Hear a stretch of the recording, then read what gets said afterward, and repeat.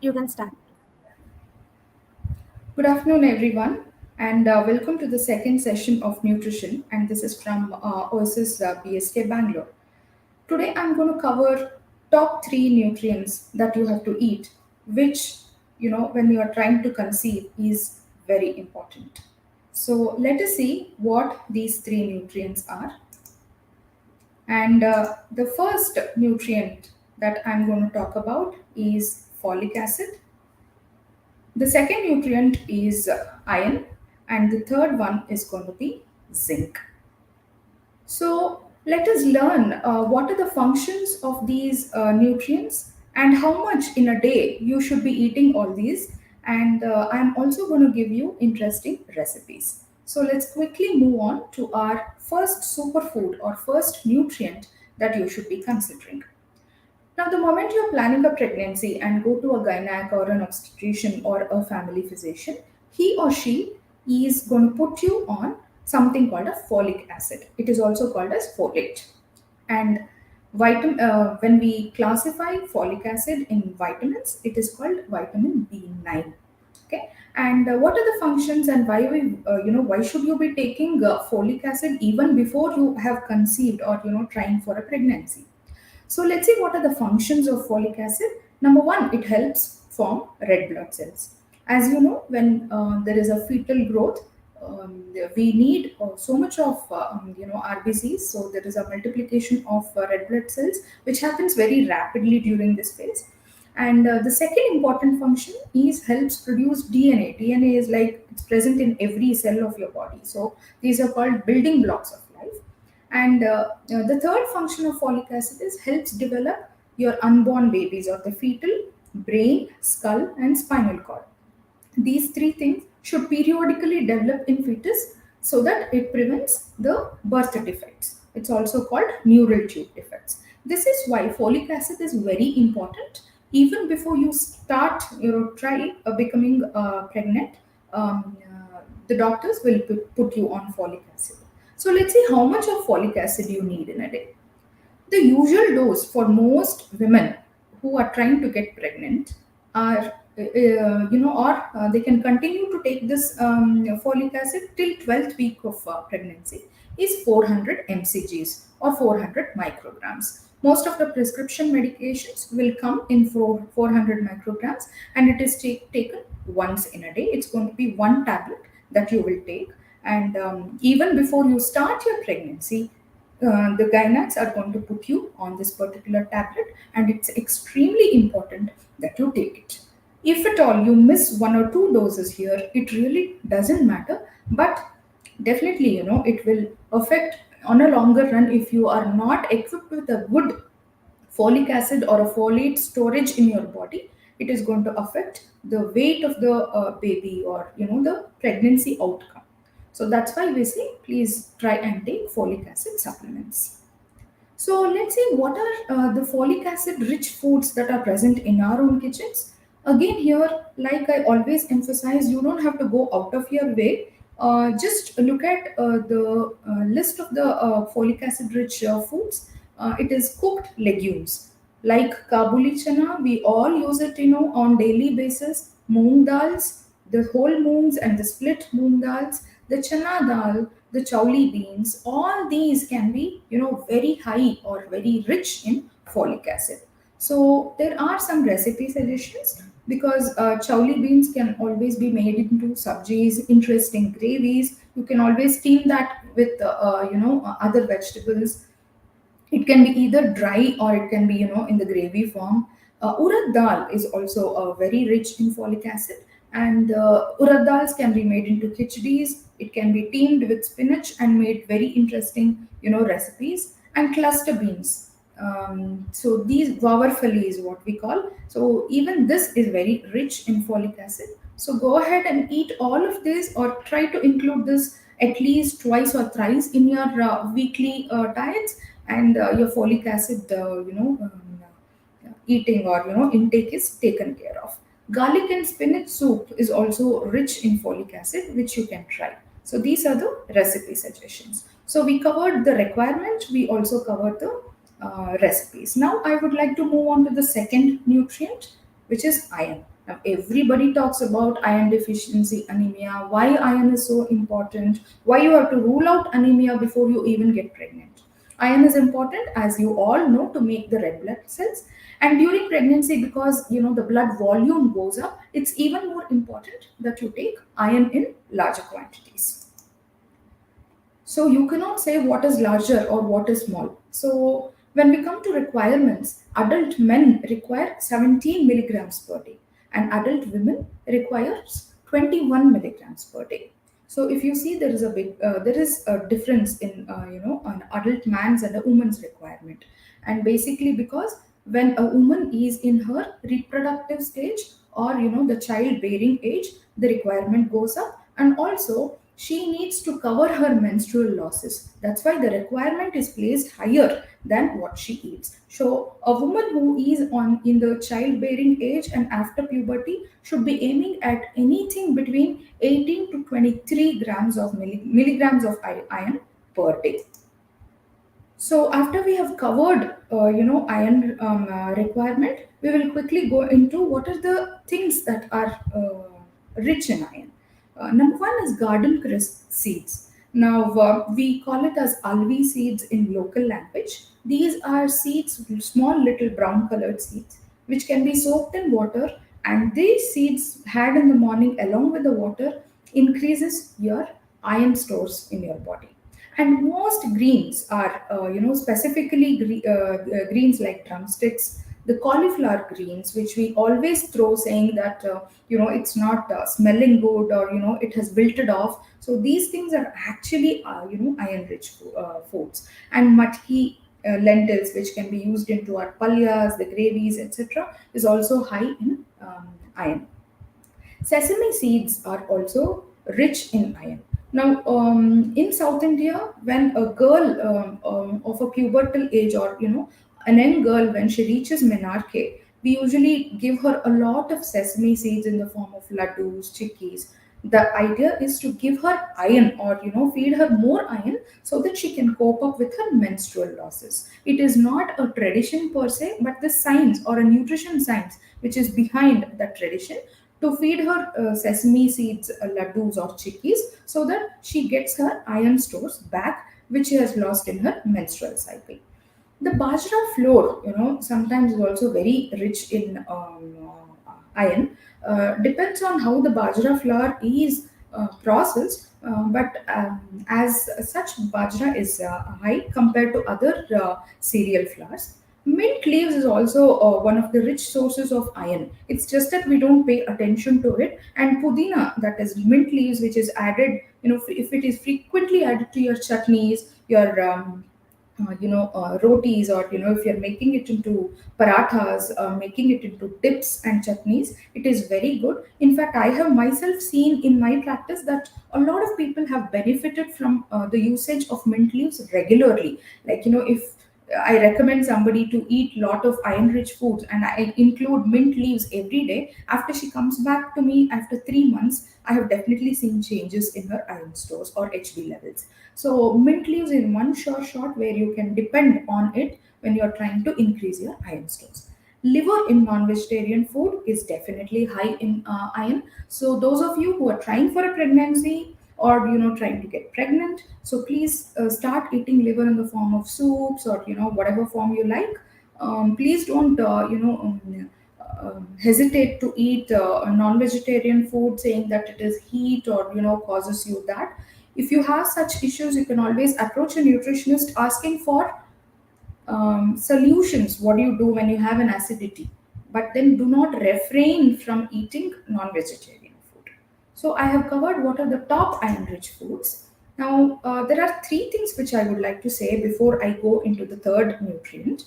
Number one, when you are cooking greens, please always cover it, because there are water soluble vitamins which go along or evaporate along with water.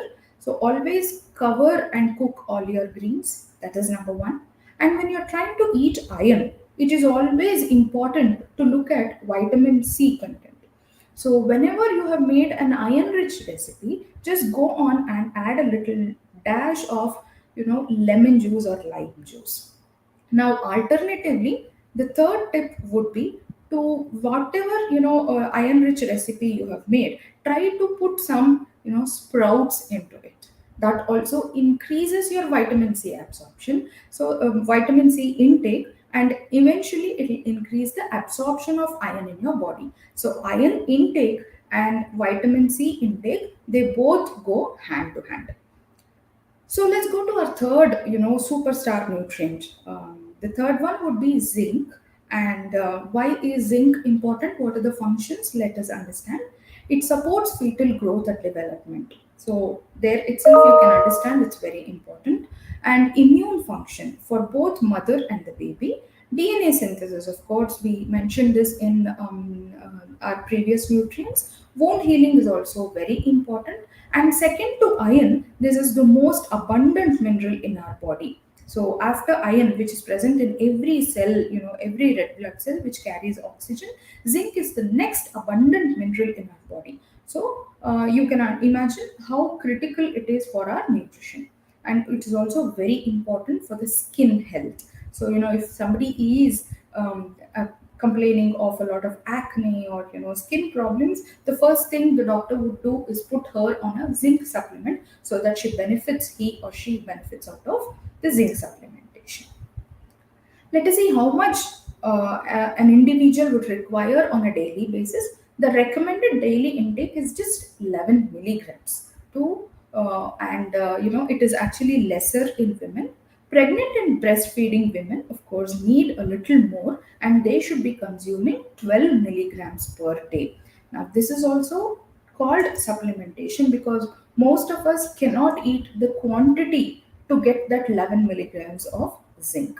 So, what are the zinc rich recipes? Number one is pumpkin seeds. And you have to be careful when you are roasting or you're trying to eat a roasted pumpkin seed. Do not over roast it, and it is called dry roasting. Do not add any kind of fat into it.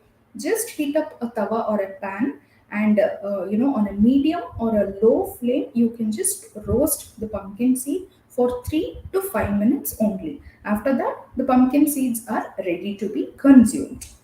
And nuts like almonds, cashews, I'm sure all of this will go into your favorite lists. So, walnuts, all these are high in zinc. I would also like to mention a little bit of dark chocolate, also comes with some amount of zinc. And whole grains like ragi, bhajra, jowar, etc., also have zinc in them. So, what are the things that you can try, creatively in your kitchen? Try mixing jowar roti with a lot of onion scraped or onion cut or even this one chopped. And ragi rotis can be actually made with beetroot scraping or beetroot this one pieces. And rajma curries can be made, which is again very popular. Masoor dal rasams can be prepared because masoor is also rich in zinc. So these are the recipes that you can carry home today, and I will meet you next session where I'll be talking about three more superstar nutrients and some more recipes to try in your kitchen. Thank you so much. Please let me know if you have questions.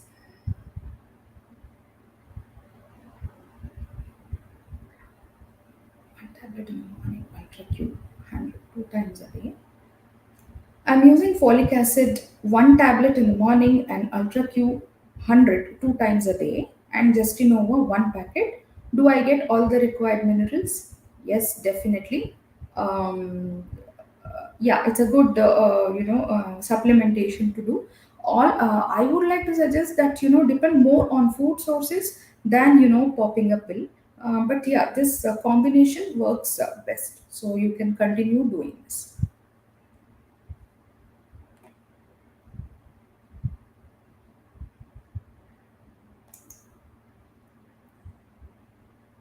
Uh, our next viewer is asking, ma'am, I used Livogen for 4 months. Shall I continue uh, till I conceive?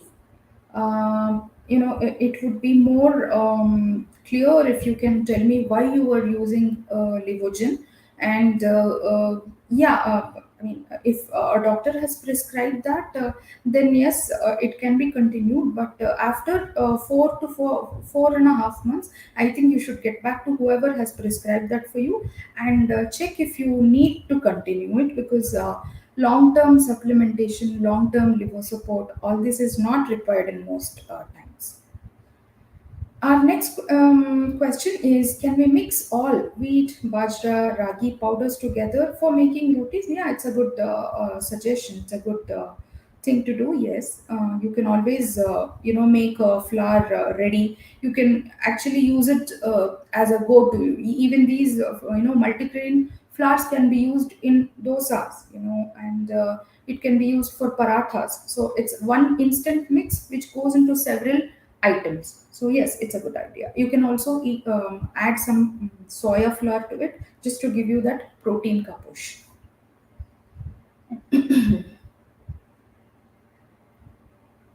Is taking jaggery good for health? Will it contain iron? Good question. Many people have asked me this.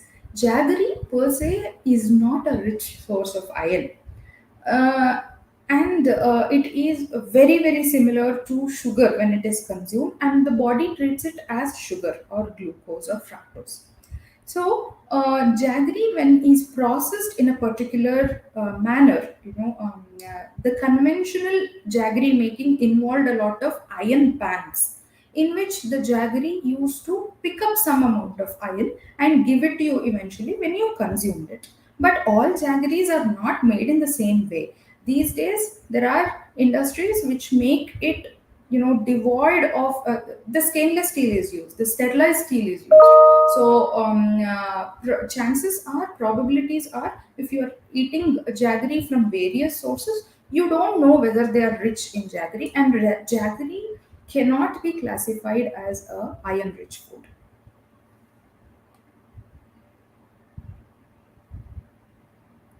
Yeah.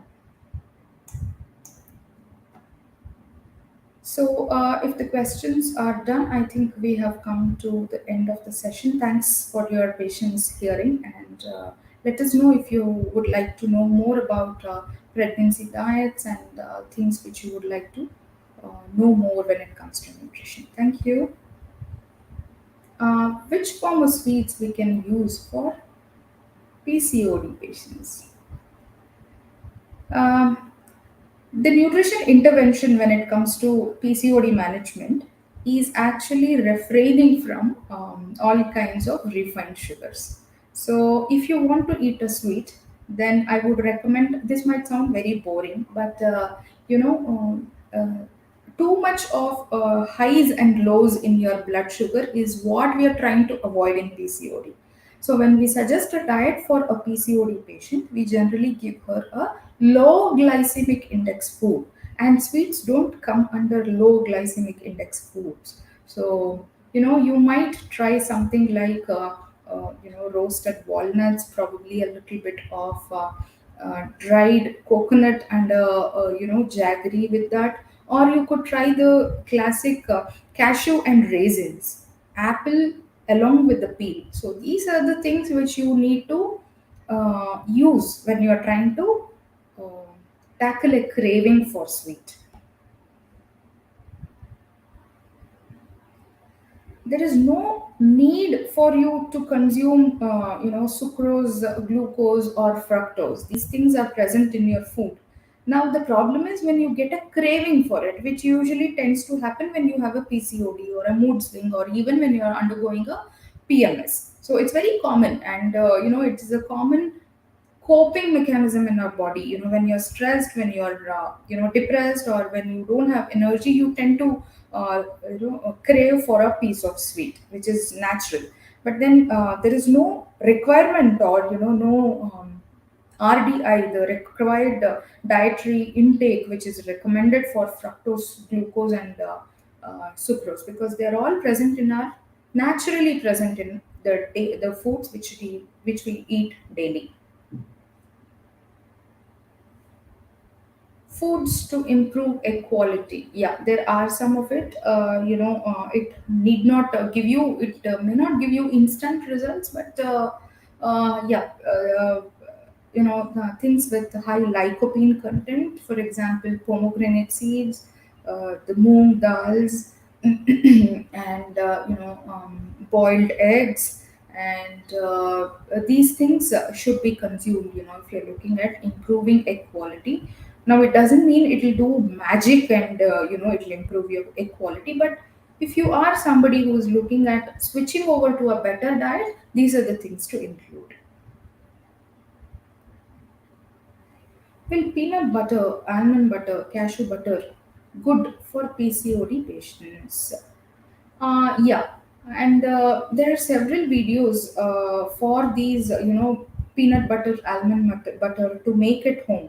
So watch them and try them instead of buying it from a store, because end of the day, peanut butter, almond butter, all these are called processed foods. Whenever you eat a processed food, you are definitely eating extra sugar, extra salt, and extra fat. So please understand, do I need this? Do I want, if you're a person with a PCOD who is sitting all day in front of computer and working, then there is no fun in adding peanut butter, almond butter, and cashew butter. These will only end up giving you more calories, nothing else. So you will have to be careful about your lifestyle. If you are a person who is always on the move, very active lifestyle, you work out, yes, I will allow you almond butter, peanut butter, and cashew butter. So make these at home rather than buying them from a store. Yeah. Some hormonal injections, I must say, and medication lead to severe hair fall. So, are there foods to overcome? Like I said, these three things like folate, iron, and zinc are the things which need to be included when we are talking about skin, hair fall, all these side effects of hormonal injections. So, from today's presentation, if you have seen, if you're trying to bring down the side effects of injections, these are the foods to eat, like the legumes, the cooked ones, more of greens, walnuts and almonds, and like the zinc rich foods which I mentioned in my PPT today. Those are the things to consume. How many calories per day required for a PCOD patient? There is not a blanket calorie recommendation. It depends on what is your BMI and what is your lifestyle. Is it active, sedentary, or it is moderate? So women need anywhere between 900 to 1200, depending on what age she is, what is she doing, and all that. We also take stress factor, we also take her a reproductive age. So only depending on these things a diet is planned. So I wouldn't give you a number, because it is PCOD women might require. There are people who sustain with a 900 calorie diet. There are people who are just not losing even if you put them on 800 to 850 calories. So depends on each body, and taking a number would not be right here.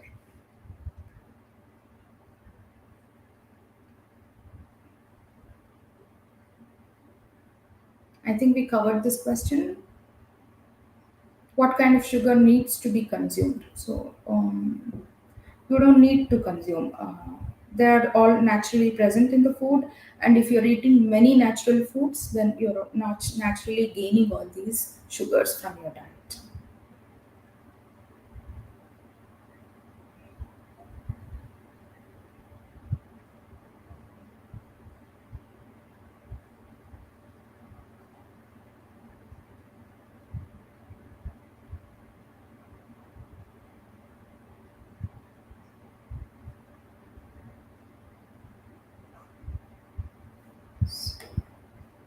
I think with that, we have come to the end of this show. Thank you so much for your patient listening. Thank you.